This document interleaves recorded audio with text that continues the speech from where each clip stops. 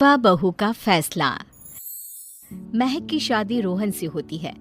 रोहन माँ बाप का इकलौता बेटा होता है, लेकिन फिर किसी कारण से रोहन की मौत हो जाती है। बेटा महक, तेरे आगे इतनी बड़ी जिंदगी है, फिर बच्चों की भी जिम्मेदारी। तू कोई काम कर ले। मैं तो कहती हूँ रोहन के ऑफिस में ही बात कर ले, शायद तेरे लिए कोई काम निकल आए। हाँ माँ जी, मैं भी यही सोच रही थी, लेकिन कैसे बात करूं, किससे बात करूं, कुछ समझ में नहीं आ रहा। अब वो क्या नाम था रोहन का जो दोस्त हुआ करता था, पहले तो बड़ा आता था हमारे घर। राकेश की बात कर रहे हैं?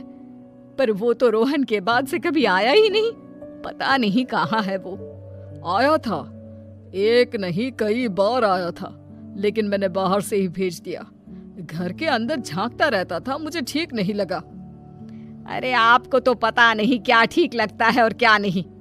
उसका नंबर है मेरे पास, मैं आज ही फोन करती हूँ। सास राकेश को फोन लगाती है और शाम को घर आने का न्योता दे देती है। अरे आंटी, ओहो भाग्य हमारे कि आपने घर बुलाया। मैं तो कई बार आया, लास्ट टाइम तो अंकल से मुलाकात भी हो गई थी। हाँ, वो हम लोगों को निकलना था ना कहीं उस वक्त। अरे छोड़ो ना बेटा, बोलो क्या लोगे? आपकी बहू। क्या बकवास कर रहे हो राकेश? अरे मेरा मतलब ये है कि आपकी बहू कहाँ है? भाभी जी के हाथ की चाय की बस एक प्याली मिल जाती तो। महक चाय लेकर आती है, लेकिन वो जैसे ही राकेश की ओर देखती है, उसे राकेश पसंद नहीं आता। वो अंदर जाने को होती है कि अरे भाभी जी कहाँ जा रही है? बैठिए तो सबके साथ। जी नहीं, बच्चों को खाना खिला रही हूँ, आप माँ जी से बात करें ना। अंदर जाने के बाद सास कहती है, अरे बेटा राकेश, वो क्या है ना, वैसे तो तेरे अंकल जी की पेंशन आती है, साथ ही ऊपर 2 मंजिल मकान से किराया भी, तो हम लोगों का तो अच्छा चल जाता है। लेकिन महक, उनकी चिंता आप न करें आंटी, आदेश दें बस आप तो। देखो भाग्यवान, रहने दो, कोई बात नहीं, मैनेज हो जाएगा। अरे क्या मैनेज हो जाएगा अंकल, हमें भी बता दें। आप चुप रहिए जी। अब वो क्या है ना राकेश, तुझे तो पता है कि रोहन के 2 बच्चे हैं, उनकी पढ़ाई लिखाई का खर्चा बहुत है। हम ये चाह रहे थे कि रोहन के ऑफिस में महक को भी अगर कोई काम मिल जाता तो। क्यों नहीं आंटी जी, मैं हूं ना, मैं बात कर लेता हूँ। वैसे तो आप हाँ ही समझिए। महक भाभी को बोल देना कि कल तैयार रहें मेरे साथ ऑफिस चलने के लिए, मैं मालिकों से मिलवा दूंगा उन्हें। महक अंदर से सब सुन रही थी। अच्छा आंटी जी, तो चलता हूँ, कल आ जाऊंगा। अच्छा भाभी जी, तैयार रहिएगा कल। राकेश तो चला जाता है, लेकिन ससुर सास पर बरस पड़ते हैं। मुझे ये आदमी एक पैसे का पसंद नहीं है। तुम इसे बोल दो कि हमें कहीं नहीं करवानी बहू से कोई नौकरी। अरे क्यों नहीं करवानी? सारा पैसा मैं इसके बच्चे और इसी पर उड़ा दूंगी, तो मेरी बेटी को क्या दूंगी? जरूरत क्या है तुम्हारी बेटी को तुम्हारे पैसे की? अरे वो तो पहले ही बड़े पैसे वाले घर की बहू है। अपनी बहू की सोचो जो अब तुम्हारी बेटी जैसी है। बच्चे रोहन की आखिरी निशानी है। अरे अपना भाषण अपने पास रखो, सारा दिन घर पर बैठी रोटियां तोड़ेगी, तो काम करे ना कुछ बाहर जाकर। बहू सब सुन रही होती है। वो अगली सुबह बिना मन के तैयार तो हो जाती है, लेकिन जैसे ही राकेश आता है, क्या बात है भाभी जी, रेडी हैं? तो फिर चले डेट पर, मतलब इंटरव्यू पर। महक सामने आती है कि सामने ससुर जी खड़े होते हैं। हाँ महक बेटा, आओ चलते हैं, मैं भी चल रहा हूँ। ससुर को तैयार देखकर राकेश का चेहरा बन जाता है। अंकल जी, आप परेशान हो जाएंगे। अरे रहने दीजिए ना, धूप भी बहुत है। वैसे भी स्कूटर में तो 2 लोग ही बैठ सकते हैं ना। तो तुम चलो, मैं बहू के साथ अपनी कार से आ जाता हूँ। महक ससुर जी को देखकर खुश हो जाती है, उसे शांति हो जाती है। वो लोग रोहन के ऑफिस जाते हैं, जहाँ बॉस कहते हैं, नमस्ते अंकल। नमस्ते महक, कैसे हैं आप लोग?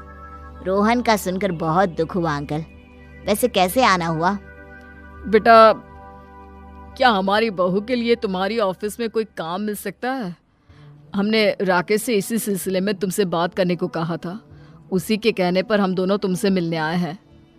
राकेश ने तो कोई बात नहीं की, ऊपर से उसने तो आज की छुट्टी ले रखी है, ऑफिस भी नहीं आया। बोल रहा था जरूरी काम से जाना है। महक और ससुर एक दूसरे को देखने लगते हैं। वैसे महक, क्या किया है आपने? I mean, इंग्लिश कैसी है आपकी? महक बॉस से अपनी पढ़ाई लिखाई और क्वालिफिकेशन के बारे में सब कुछ बताती है। ग्रेट, आपके लिए काम तो है लेकिन ऑफिस में नहीं। सर, मेरे बच्चे छोटे हैं, मैं फील्ड में काम नहीं कर सकती हूँ। मतलब वो काम घर से करना है, घर से रहकर बच्चे भी देखें और घर भी देखें, लेकिन हाँ, काम जरूर से करें। वो काम डाटा एंट्री का है, तो जब भी वक्त मिले काम करें, और इसके हम आपको अच्छे पैसे भी देंगे। महक बॉस की बात सुनकर खुश हो जाती है, उन्हें थैंक्स बोलकर घर आ जाती है। किसके साथ भेज रही थी तुम महक को? अरे वो कमीना, उसने तो ऑफिस से छुट्टी ले रखी थी, बात भी नहीं की थी उसने बॉस से बहू के काम के लिए। वो तो अच्छा हुआ कि मैं साथ में चला गया। हाँ, ठीक है, नौकरी मिल गई ना, इतना ही काफी है। समय बीतता है और एक दिन फिर दरवाजे पर दस्तक होती है। घर पर कोई नहीं था। महक दरवाजा खोलती है, देखती है तो सामने है राकेश। नमस्ते भाभी जी। नमस्ते, घर पर कोई नहीं है, आप कल आइएगा। अरे, कैसी बात कर रही हैं भाभी जी, हम तो आपकी मदद के लिए आए हैं। वो क्या है ना, अंकल जी का फोन आया था कि आपको किसी मदद की जरूरत है। महक को आश्चर्य होता है कि उसके ससुर ने राकेश को फोन क्यों किया। वो ससुर जी को फोन करती है लेकिन फोन नहीं लगता। नहीं, हम लोगों को किसी भी चीज की जरूरत नहीं है, आप जा सकते हैं। अच्छा, एक कप चाय तो पिला दीजिए। महक चाय लेकर आती है। चाय पीने के बाद, रोहन मेरा बहुत अच्छा दोस्त था। उसने मुझसे कहा था कि वो रहे ना रहे, उसके घर वालों का, खास करके आपका ख्याल मुझे ही रखना है। तो मैं कल फिर आऊंगा भाभी जी। नहीं, माता पिताजी है नहीं, वो 4-5 दिन बाद आएंगे। आप उन लोगों के आने के बाद ही आइएगा। मुझे ये सब ठीक नहीं लगता। अरे छोड़िए ना भाभी जी, लोगों का तो काम है कहना। मेरा मतलब है वो तो बोलते ही रहेंगे। आता हूँ मैं कल। महक को अब गुस्सा आ जाता है। हमेशा शांत और मधुर बोलने वाली महक पहली बार जिंदगी में फैसला लेती है, और फैसला होता है राकेश को सबक सिखाने का। बड़े बेशर्म हैं आप। किसने कहा आपको कि आप आए? अरे भैया, साफ साफ बोला ना कि नहीं जरूरत है किसी की मदद की। मैं अकेले सक्षम हूँ अपना घर संभालने के लिए। आज आखिरी बार बोल रही हूँ, इस घर की तरफ आंख उठाकर भी देखा ना तो देख लेना, वरना पुलिस के हवाले कर दूंगी। निकलो यहाँ से, या धक्के मार कर निकालूं। पुलिस का नाम सुनते ही राकेश वहां से 9-2-11 हो जाता है, और महक को अपने फैसले पर गर्व होता है।